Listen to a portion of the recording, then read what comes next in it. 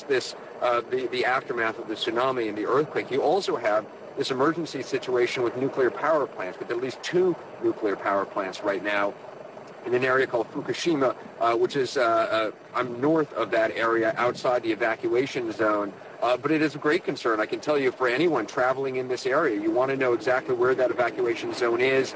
The government is saying anything close to 20 kilometers, about 12 miles from the plant, is a no-go area. They've evacuated the people. But there's a lot of people who worry that maybe the government is downplaying it. And so obviously you want to be as far away from those nuclear plants as possible. I want to go to Dr. Sanjay Gupta, who's in an area just south of where Soledad was, in the area around the city of Sendai.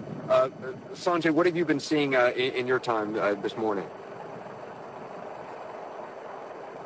Well, you know, Anderson, the first thing you really notice here when you're walking through is the remarkable smells. When you're just this amalgamation of smells and sort of this industrial smell.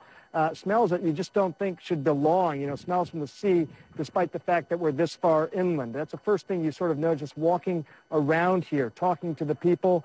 They talk about this sense of displacement. But the sights, I know you've been seeing these for some time now, for the last few days, but it's worth showing again and pointing out that we're more than a kilometer inland, and things that don't belong together very much are together. You have houses inside of homes. You have cars inside of homes. You have taxi cab over here. A lot of these things all sort of thrown together.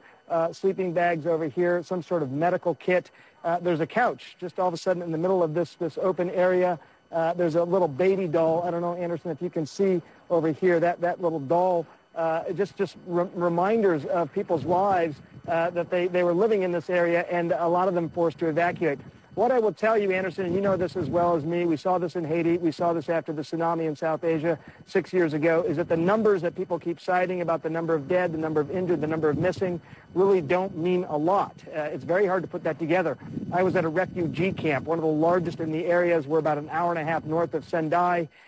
This refugee camp it houses hundreds of people at any given time, and with these hundreds of people, they have really no communication with the outside world. It's very hard for them to know, to communicate that, in fact, they are still alive, they are okay, they are in this refugee camp, they are among the missing, hundreds of them at any given time. As communication improves over the next several days, those number of missing will start to change as well. But the injured, to your question, Anderson, with this sort of injury, unlike with Haiti, you saw so many people who had neither survived nor had died, but were really caught in between, crushed by the rubble, in need of amputations, in need of acute medical care. Here, the situation seems to be different, at least from the people that we've been talking to, the medical personnel, talking about the fact that people either lived and they were okay getting to these refugee camps, or they died due to drowning, severe trauma due to head injury, or just the force of the tsunami, as Soledad O'Brien was just talking about. But it's a very different situation in some ways than other natural disasters we've seen in recent history. Sanjay, I'm getting information that aftershock, which we felt on camera just a few moments ago, was a 6.2 magnitude.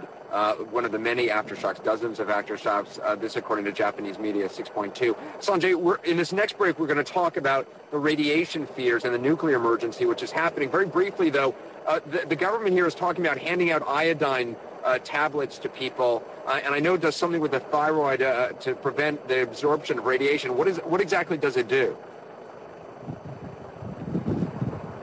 Well, it's an interesting thing, Anderson. If you look at previous nuclear disasters, including Chernobyl, including Bhopal, India, for example, one of the big things that was learned after Chernobyl is that you're taking all this radioactive iodine, you're putting it out into the atmosphere. That's the concern, and that can be taken up by the body. That's sort of what this concern is about a nuclear accident. One of the big concerns is that the thyroid gland in particular can take up this radioactive iodine. So this is sort of a simple yet important concept, is that if you give a stable iodide, in this case potassium iodide, you're sort of flooding the thyroid gland with this stable component, and even if there is an exposure to this radioactive element, it doesn't get taken up by the thyroid, because the thyroid's all full of normal, stable iodine. That's sort of the theory here. It seems to work pretty well. It's just simple, iodide tablets, potassium iodide tablets. Now, that's not going to work after someone has already been exposed. That's not going to necessarily protect people against other effects of radiation poisoning, and that's not going to obviously protect them against some of the acute effects, the nausea, the vomiting, the skin changes, the effects on the bone marrow. But again, this is something that seems to be pretty effective against one of the most disastrous potential complications due to radiation. Okay, we're going to check in with Sanjay again. We're on for the next 2 hours, trying to bring you the latest information that we can from the ground. We have our correspondents all throughout this entire region. When we come back, more on the nuclear emergencies.